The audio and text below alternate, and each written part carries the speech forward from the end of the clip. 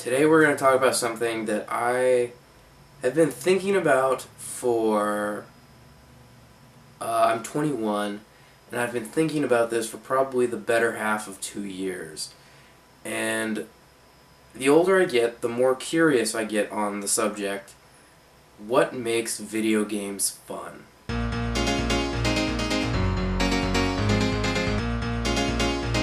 Now, I am not at all saying I do not enjoy video games. I play video games almost every day of the week. I love to sit down for a good hour plus and just get involved in a video game, just get immersed into the video game. I love to do that. I have a whole bookcase full of video games. I love video games. I'm very deep. I understand video games. I study how they're made.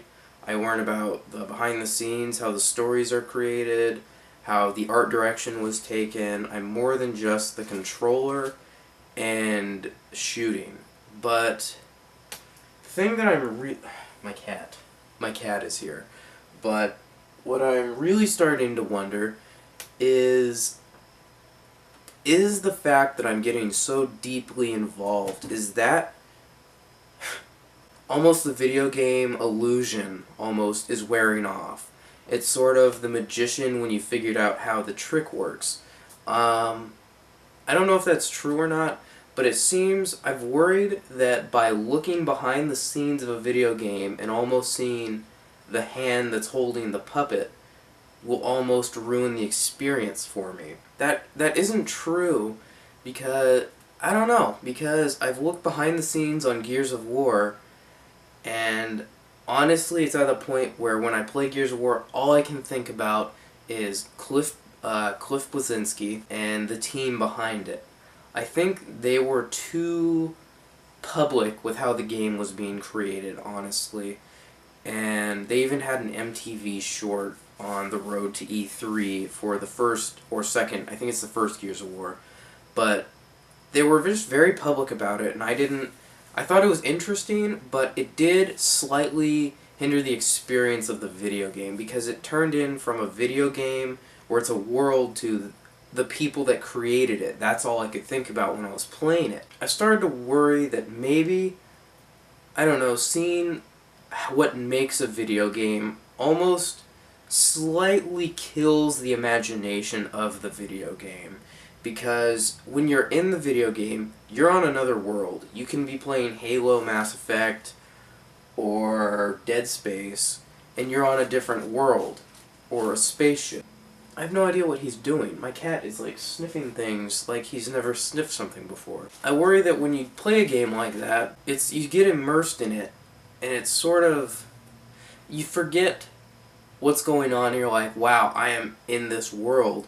This is drawing me in and keeping my attention, because it is so different from Earth and everything we're used to, because it's an art direction that is unfamiliar to us. I mean, there is like some degree of familiarity, but that is a totally...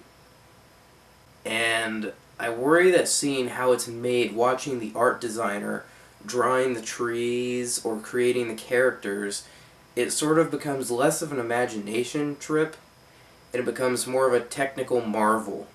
Now, video games are a technical marvel and an art imagination, something to oogle at and all of that.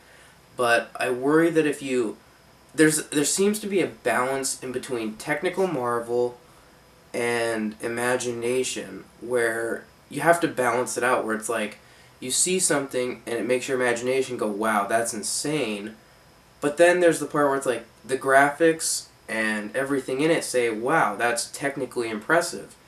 And I worry that if they show you every minute detail, where it's like, we use this many polygons to make a character, we use this many hexagons in a gun, we use this picture, this squared picture of a texture model that we use to code a gun, I worry that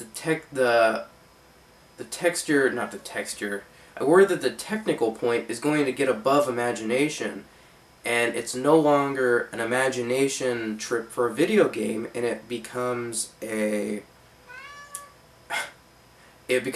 technical marvel.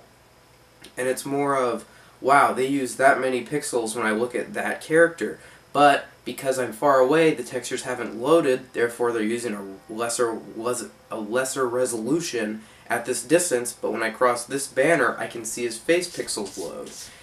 I don't want that. There needs to be that layer of imagination where it looks real and you don't have to, in the back of your head, you aren't thinking this many pixels, this texture model, and this sound effect for this moment. When you pull the trigger, you hear this sound effect and you see this muzzle flash equipped to it.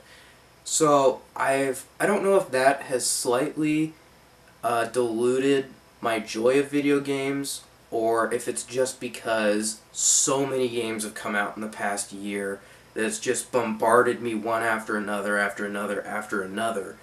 And I'm just sort of, like I said, diluted. I'm just sort of blah. I'm kind of tired of it. I need something different. So that's my points. I have no idea if I went anywhere, or if I'm sort of making anyone think, or if it's just like, oh, he's just rambling. But that's how I feel, that's the way I'm thinking today, and hopefully someone got something from what I've said, and maybe someone can enlighten me, or tell me something, or just leave a comment on how stupid I'm being about it. There you go, there's your episode about why are video games fun. I don't understand it. I think it's because I'm looking too in depth almost, and I just need to play the video game and accept it, because I try to understand everything, and I think that's the problem. It's because I see something and I think, how'd they do it? And I have to figure it out, and it drives me nuts.